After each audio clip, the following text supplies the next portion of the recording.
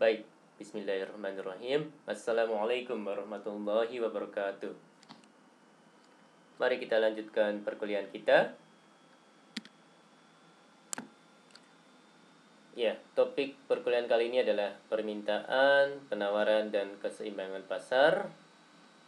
Materi ini saya dapatkan dari internet dengan sumbernya adalah sebagai berikut.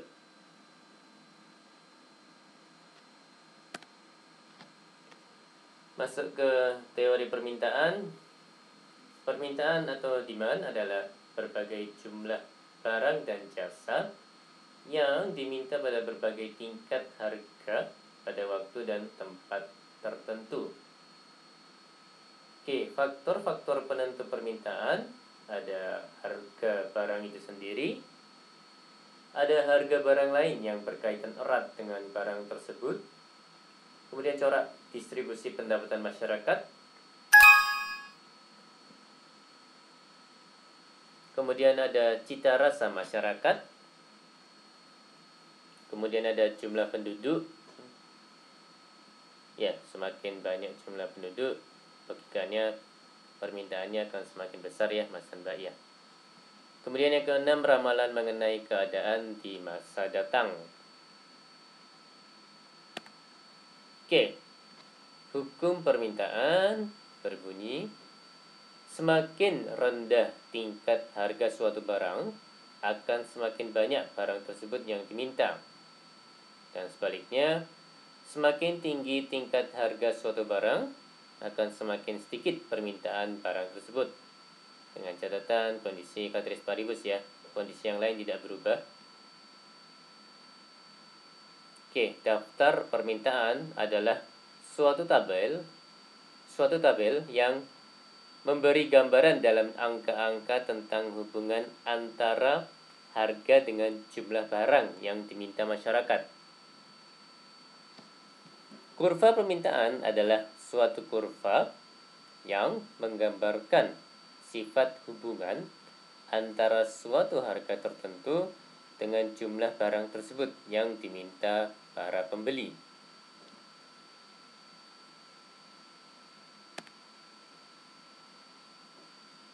Oke, ini tabel 1 menjelaskan terkait dengan permintaan terhadap buku tulis pada berbagai tingkat harga. Oke, jadi di kolom pertama ini adalah terkait keadaan, kolom kedua ini adalah harganya, dan yang kolom ketiga ini jumlah yang diminta dalam unit ya, Mas dan Mbak ya. Jadi permintaan terhadap buku tulis pada berbagai tingkat harga. Gambar 1 ini ya merupakan kurva permintaan terhadap buku tulis pada berbagai tingkat harga. Jadi tabel yang ditunjukkan pada slide sebelum ini dibuat kurva, yaitu di gambar 1 ini ya Mas dan Mbak ya. Jadi sumbu X-nya, sumbu horizontalnya adalah terkait dengan kuantitas atau unit ya, kuantitas dalam unit ya. Dan sumbu Y-nya, sumbu vertikal ini adalah harga dalam rupiah ya Mas dan Mbak ya. Jadi misalnya pada saat harga buku itu satu buahnya itu 5.000, maka jumlah permintaan terhadap buku itu 200 unit gitu ya Mas dan Mbak ya. Kalau harganya satu unit buku berkurang dari 5.000 menjadi 3.000 rupiah, maka permintaannya bertambah dari yang semula 200 unit menjadi 600 unit. Seperti itu ya Mas dan Mbak cara bacanya. Di sini ya, demand, permintaan. Oke. Ini masuk ke permintaan perorangan dan permintaan pasar. Jadi ini tabel 2 menjelaskan terkait permintaan pasar terhadap buku. Kolom yang pertama itu harga dalam rupiah ya Mas dan Mbak ya. Kolom yang kedua adalah permintaan si Ali dalam unit. Kemudian yang kolom ketiga permintaan Badu dalam unit juga. Dan yang kolom keempat ini adalah permintaan pasar dalam unit juga. Jadi contohnya pada saat harga satu bukunya itu Rp5.000, maka si Ali akan membeli buku itu sebanyak 10 unit. Sedangkan si Badu pada harga Rp5.000 juga akan membeli 10 unit. Dan ini permintaan pasar itu penjumlahan dari Ali dan Badu ya, permintaan Ali dan permintaan Badu ya Mas dan Mbak ya. Jadi katakanlah dalam satu pasar itu hanya terdiri dari 2 pembeli ya, yaitu Ali dan Badu. Nah, di kolom ini permintaan pasar dalam unit ini adalah penjumlahan dari permintaan Ali dan permintaan Badu. Jadi 20 ini didapatkan dari 10 tambah 10 ya Mas dan Mbak ya. Oke, masuk ke contoh yang lain. Saat harga satu buku adalah Rp4.000, maka si Ali mohon maaf, permintaannya 15 unit, si Badu juga sama 15 unit ya. Nah, ini didapatkan dari 15 tambah 15, yaitu 30 Mas dan Mbak. Oke, baik, masuk contoh yang ketiga. Pada saat harga satu buku adalah Rp3.000, nah ini terjadi perbedaan. Permintaan Ali menjadi 30 unit, sedangkan permintaan si Badu menjadi 20 unit. Nah, berarti permintaan Ali lebih besar daripada permintaan Badu di kondisi harga satu buku adalah Rp3.000 ya Mas dan Mbak ya. Kemudian permintaan pasar dalam unit untuk yang contoh Rp3.000 adalah didapatkan dari 30 tambah 20, yakni 50 unit ya Mas dan Mbak ya. Ya, contoh yang lain silakan dipelajari sendiri. Mohon maaf. Jadi gambar 2 ini kurva permintaan perorangan ya. Jadi yang kurva yang kiri ini adalah kurvanya Ali, dan yang kurva yang kanan ini kurvanya Badu. Jadi monggo bisa dilihat lagi slide sebelumnya untuk mendapatkan titik-titik yang ada di kurva-kurva ini ya Mas dan Mbak ya. Nah, kurva permintaan pasar gambar 3 ini ya, ini adalah penjelasan kolom yang terakhir dari tabel 2, yakni penjumlahan permintaan Ali dan Badu digambarkan dalam bentuk kurva ya Mas dan Mbak ya. Jadi bisa dilihat lagi tabel 2 ya di slide sebelum ini yang sudah dibahas. Nah, di sini sama ya, demand ya Mas dan Mbak ya. Dan untuk yang sumbu X-nya ini, sumbu horizontal adalah unit, jadi permintaan ya. Sedangkan yang sumbu Y-nya ini adalah sumbu yang menjelaskan terkait dengan harga.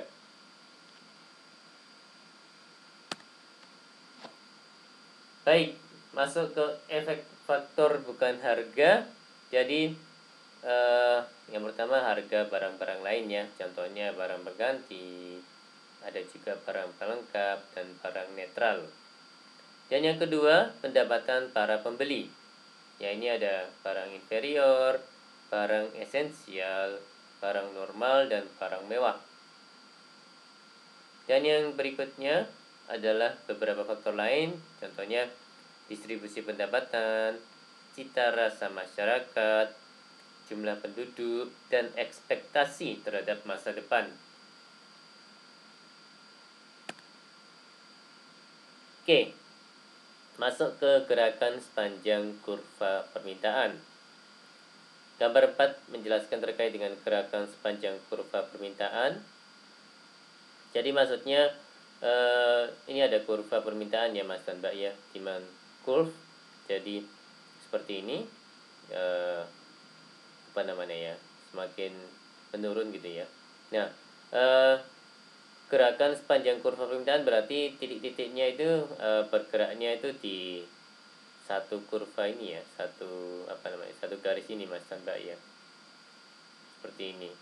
Jadi misalnya dari titik R berpindah ke S atau dari titik R berpindah ke T, itu adalah gerakan sepanjang kurva permintaan ya Mas dan Mbak ya. Nah, pergeseran kurva permintaan, jadi kalau yang tadi itu di gambar sebelum ini terkait dengan titik-titiknya bergerak di satu kurva gitu ya. Nah, di gambar 5 ini menjelaskan terkait dengan pergeseran kurva permintaan. Jadi, gampangnya yang bergerak adalah kurvanya itu sendiri ya, Mas dan Mbak ya. Jadi, misalnya dari awalnya, kurva awalnya itu D ini ya. Kemudian dia berpindah ke sebelah kiri, yaitu menjadi D1, kurva D1. Ada juga kasus di mana awalnya kurva D ini bergeser ke kanan menjadi kurva D2 ya, Mas dan Mbak ya. Ya, tentu apa namanya, titik-titik yang awalnya ada di kurva D ini akan berganti posisi juga, berubah posisinya ya, pada saat si kurva itu berubah ya posisinya. Misalnya dari D ke D1 ini, yang awalnya A ya posisinya menjadi A1 di sini ya. Begitupun pada saat kurva D ini bergeser dari D ke D2, maka titik A ini akan bergeser ke sini ya, menjadi A2. Seperti itu Mas dan Mbak. Ya, kalau dilihat dari apa namanya, sumbu X-nya, yaitu kuantitas dalam unit, maka yang awalnya titik A di sini berarti Q ini ya, kuantitasnya akan berubah menjadi Q1 pada saat D-nya bergeser dari D ke D1 ya. Pada saat D bergeser dari D ke D2, maka A menjadi A2, berarti ya Q-nya dari kuantitasnya dari Q menjadi Q2 ya, seperti itu Mas dan Mbak.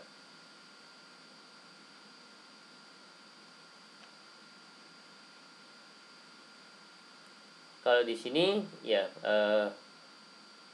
pada saat fokus ke titik A ya, di sini apa namanya, digambarkannya harganya tetap ya Mas dan Mbak ya, di harga P ini, baik untuk yang A, A1 maupun A2.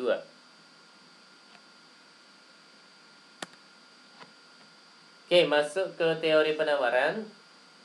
Penawaran atau supply adalah jumlah barang dan jasa yang dijual pada berbagai tingkat harga pada waktu dan tempat tertentu. Jadi kalau permintaan itu memakai ya sudut pandang pembeli gitu ya. Jadi barang yang dibeli. Nah, kalau penawaran supply ini memakai sudut pandang dari penjual ya, Mas dan Mbak sekalian. Baik, faktor-faktor penentu penawaran ada harga barang itu sendiri, ada harga barang lain, ada biaya produksi, ada tujuan-tujuan operasi perusahaan tersebut, dan ada tingkat teknologi yang digunakan. Oke, hukum penawaran. Tadi ada hukum permintaan, sekarang ada hukum penawaran. Hukum penawaran berbunyi, semakin tinggi tingkat harga suatu barang, akan semakin banyak jumlah barang yang ditawarkan. Dengan anggapan ceteris paribus ya Mas dan Mbak ya, yakni kondisi yang lain tidak berubah. Kurva penawaran adalah suatu kurva yang menggambarkan hubungan antara suatu harga tertentu dengan jumlah barang yang ditawarkan. Mohon maaf. Daftar penawaran adalah suatu tabel yang memberi gambaran dalam angka-angka tentang hubungan antara harga dengan jumlah barang yang ditawarkan.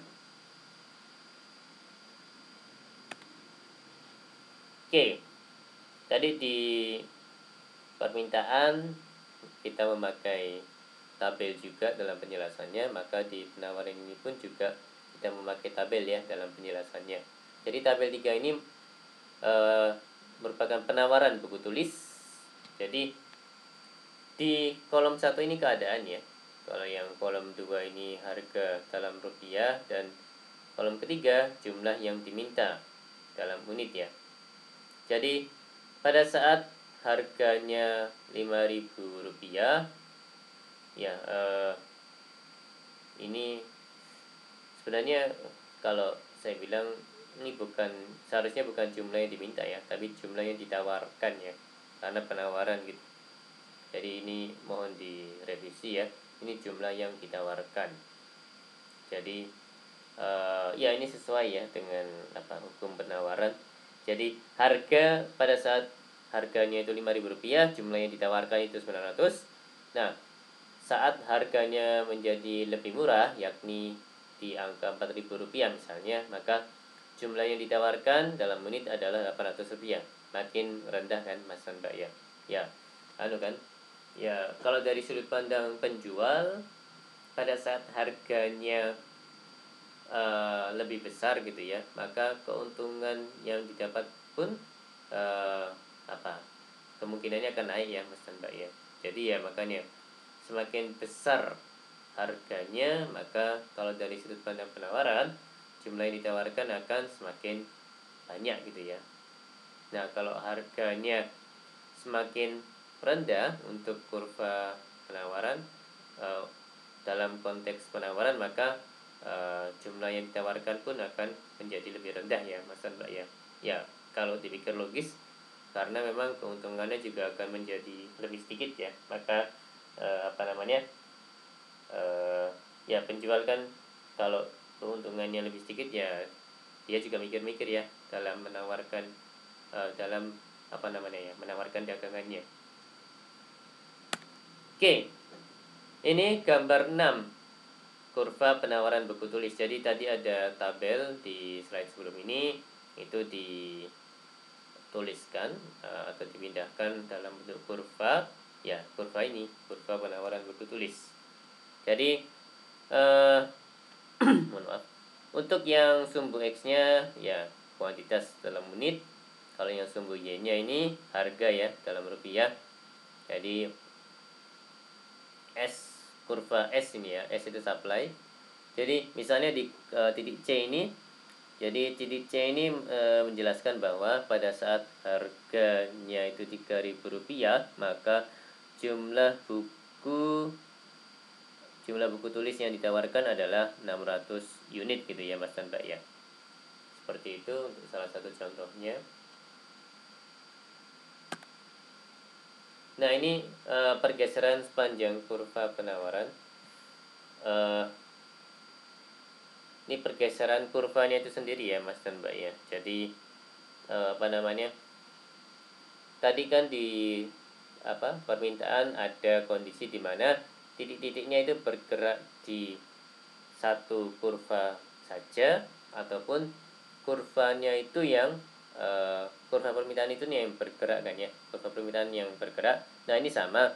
Jadi ada kondisi untuk yang kurva penawaran, ada kondisi di mana titik-titiknya itu bergerak di satu kurva saja.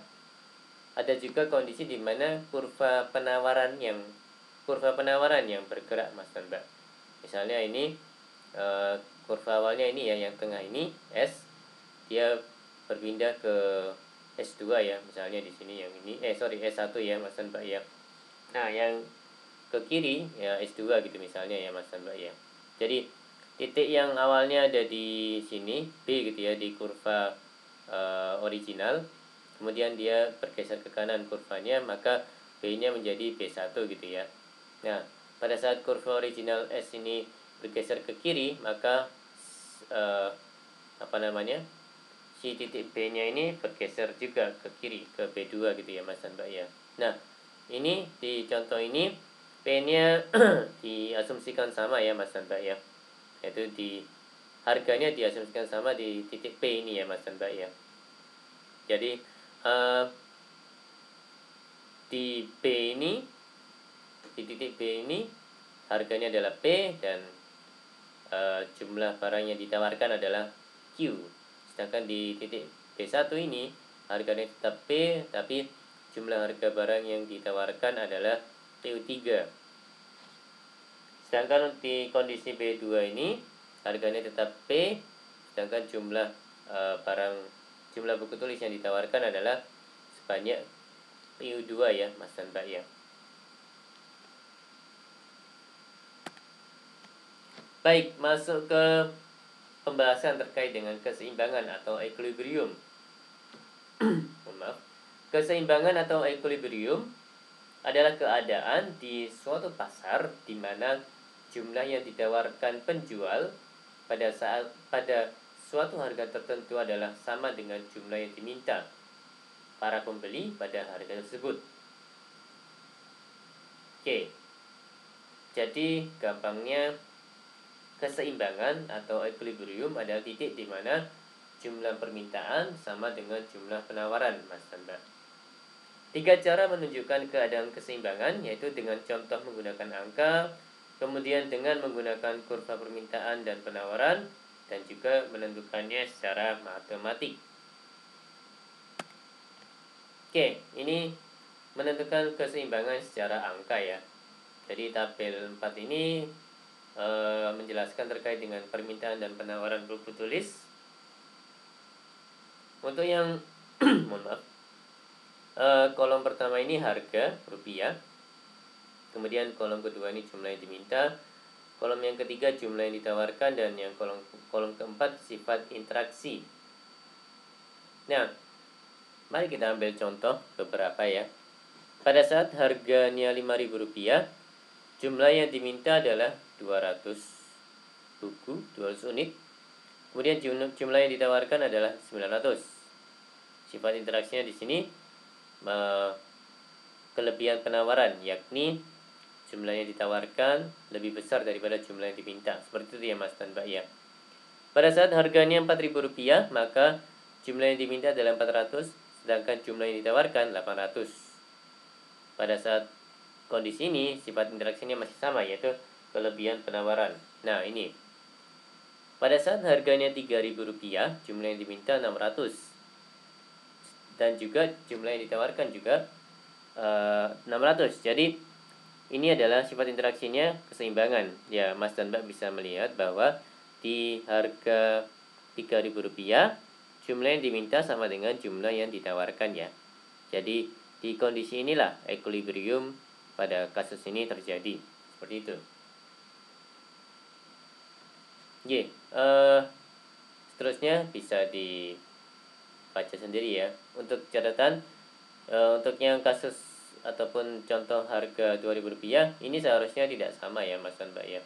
Ini karena ada penjelasan kelebihan permintaan, maka yang bagian ini yang seharusnya lebih besar ya. Misalnya 600 atau 700 gitu ya Mas dan Mbak ya. Oke. Baik. Kelebihan permintaan, excess demand. Jadi pada kondisi ini jumlah yang diminta melebihi dari yang ditawarkan penjual. Hal ini mengakibatkan penjual akan menaikkan harga. Iya dong, soalnya kan si penjual kan merasa bahwa berapapun yang dia tawarkan akan dibeli kan, ya karena jumlah permintaannya banyak gitu. Nah pada saat itu kondisi dimana kesempatan untuk mendapatkan untung lebih, maka penjual akan ya cenderung menaikkan harganya ya Mas dan Mbak ya, pada saat kondisi excess demand ini, pada saat kondisi kelebihan permintaan ini. Kemudian yang berikutnya ada juga kondisi di mana kelebihan penawaran ya, ini salah tulis, jadi kelebihan penawaran atau excess supply. Jadi di sini jumlah yang ditawarkan penjual melebihi dari yang diminta pembeli. Jadi bisa jadi misalnya jumlah pembelinya lebih sedikit daripada jumlah pedagangnya ya. Nah, Hal ini mengakibatkan penjual akan menurunkan harga yang daripada barangnya nggak terjual kan, mending dia banting harga supaya tetap terjual dan dia bisa memproduksi lagi kan, seperti itu. Oke, ini ya. Berikutnya menentukan keseimbangan secara grafik. Jadi gambar 8 ini menjelaskan terkait dengan penentuan harga dan jumlah buku yang diperjualbelikan. Jadi ini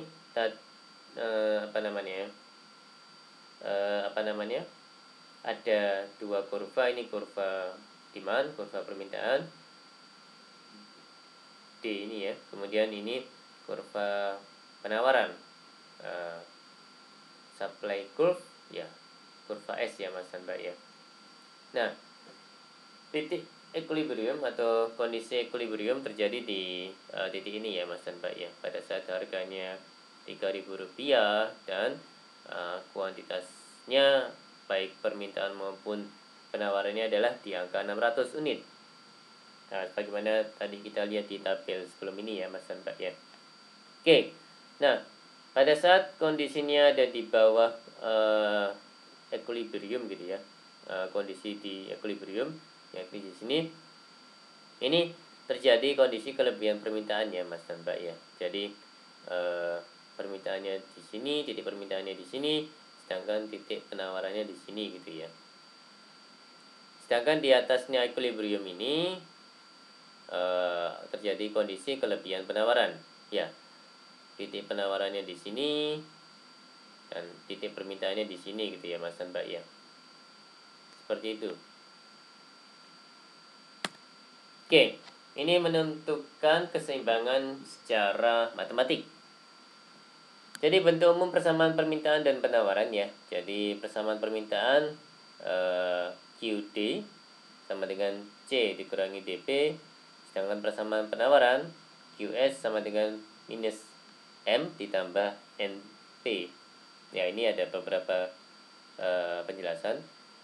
Di mana C adalah angka tetap, nilainya menunjukkan barang yang diminta apabila tingkat harga 0. Nilai C selalu positif. D adalah kecondongan kurva permintaan ya, gradien kalau saya nggak salah.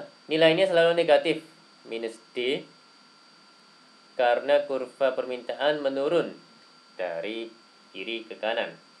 M adalah angka tetap, nilainya menunjukkan barang yang ditawarkan apabila tingkat harga 0. Biasanya nilai M bernilai negatif, negatif M ya. N adalah kecondongan kurva penawaran, nilainya selalu positif karena kurva penawaran naik dari kiri ke kanan. QD adalah kuantitas yang diminta, QS adalah kuantitas yang ditawarkan, dan P adalah tingkat harga. Oke, ini ada contoh perhitungan ya. Andaikan persamaan permintaan karet alam di suatu kampung adalah QD sama dengan 13.000 dikurangi P dan penawarannya QS sama dengan minus 2.000 tambah 2P, berapakah harga karet alam dan kuantitas karet yang diperjualbelikan?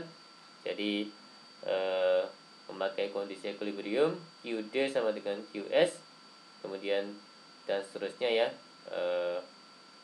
Maka QD sama dengan 13.000 dikurangi 5.000 sama dengan 8.000 kg. QS sama dengan minus 2.000 tambah 2 kali 5.000 atau 10.000 ya, sama dengan 8.000 kg. Ya, jadi P-nya Rp5.000, maka tingkat harga equilibrium adalah Rp5.000.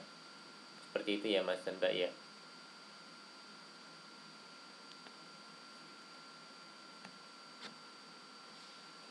Oke, masuk ke perubahan keseimbangan. Perubahan faktor-faktor lain di luar harga yang mempengaruhi permintaan atau penawaran akan menyebabkan perubahan keseimbangan.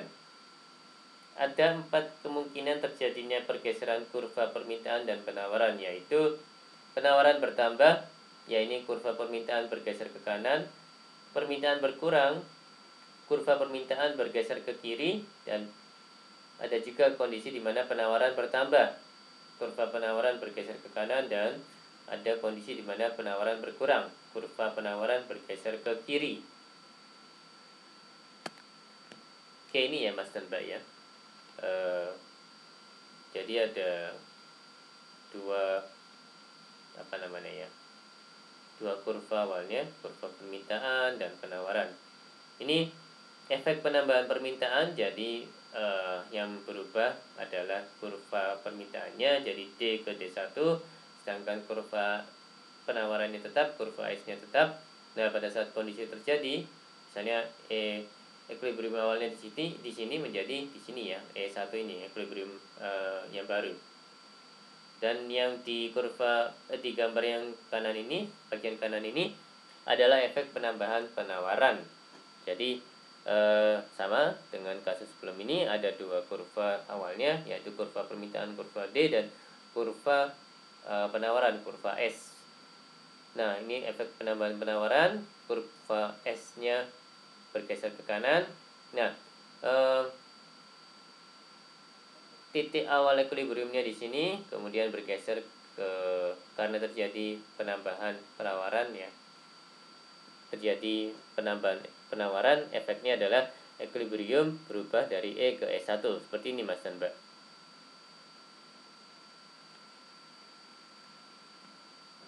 Oke.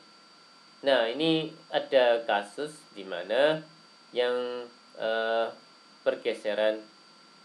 terjadi pergeseran baik untuk yang kurva permintaan maupun penawaran ya. Kemungkinan satu Mas dan Mbak. Jadi awalnya ini kurva D dan awalnya kurva S di sini. Nah, kurva D-nya naik ya, maksudnya permintaannya naik, jadi kurvanya bergerak ke kanan. Begitu juga dengan penawaran bergerak naik, sehingga kurva penawarannya bergeser ke kanan. Jadi sama-sama bergeser ke kanan ya, baik kurva permintaan maupun kurva penawaran. Nah, pada saat itu terjadi, maka kondisinya ini ya, equilibrium awal ini bergeser ke equilibrium yang baru di sini. Ya tentu mana yang bergerak lebih banyak gitu ya. Apakah kurva permintaannya yang bergerak ke kanan lebih banyak, atau kurva penawarannya yang bergerak ke kanan lebih banyak? Itu juga berpengaruh ya Mas dan Mbak ya, setahu saya.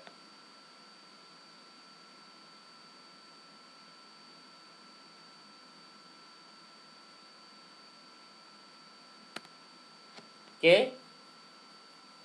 Nah, ini ada kemungkinan yang berikutnya, kemungkinan 2 di sini. Nah, ini kalau ini penambahan penawaran melebihi penambahan permintaan. Kalau yang sebelumnya penambahan permintaan melebihi penambahan penawaran. Seperti itu ya Mas dan Mbak ya. Jadi ya bisa dilihat di sini ya. Jadi gap atau jarak antara S dan S1 lebih besar daripada jarak antara D dan D1 ya Mas dan Mbak ya.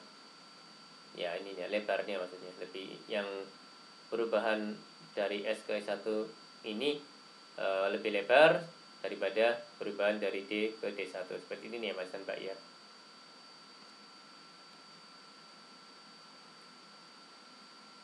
Nah, kalau ini kasusnya kemungkinannya kemungkinan ketiga, yaitu permintaan dan penawaran mengalami peningkatan sama besar. Jadi lebarnya ini ya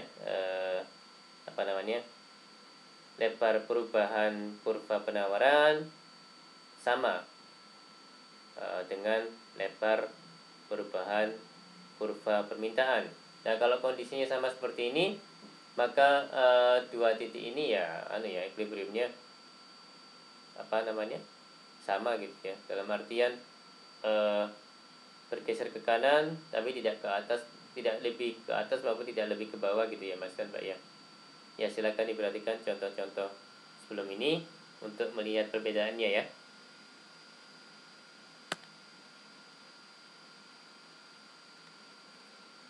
Baik, demikian perkuliahan kali ini ya. Mohon maaf kalau ada hal-hal yang kurang berkenan. Insya Allah kita akan jumpa lagi di lain kesempatan. Ya, terima kasih. Wassalamualaikum warahmatullahi wabarakatuh.